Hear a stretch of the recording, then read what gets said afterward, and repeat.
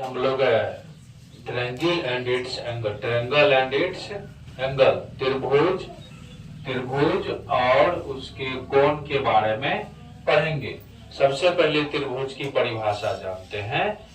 तो त्रिभुज की जो परिभाषा होता है वो होता है तीन भुजाओं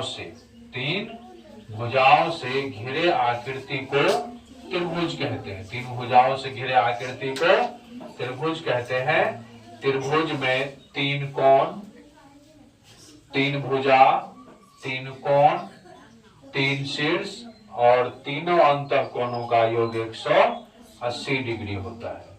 तो तीन भुजाओं से घिरे क्षेत्र को या तीन भुजाओं से घिरे आकृति को त्रिभुज कहते हैं।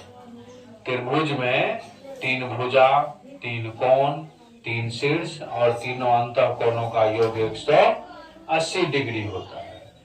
अब हम लोग त्रिभुज के प्रकार के बारे में जानेंगे। त्रिभुज के प्रकार, त्रिभुज का प्रकार यहाँ से देखिए, त्रिभुज है एक त्रिभुज, भुजा के आधार पर त्रिभुज के तीन प्रकार होते हैं। भुजा के आधार पर त्रिभुज के तीन प्रकार, एक हो गया समबाहु त्रिभुज, दूसरा समद्विबाहु त्रिभुज और तीसरा विषम बाहु त्रिभुज।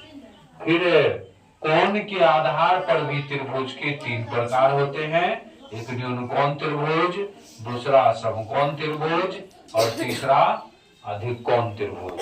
तो इस प्रकार से हम लोग त्रिभुज की परिभाषा और उसके प्रकार के बारे में जाने। त्रिभुज, भुजा के आधार पर त्रिभुज के तीन प्रकार और कोण के आधार पर त्रिभुज के तीन प्रकार। ना आज यहाँ तक आज की क्लास रहेगा।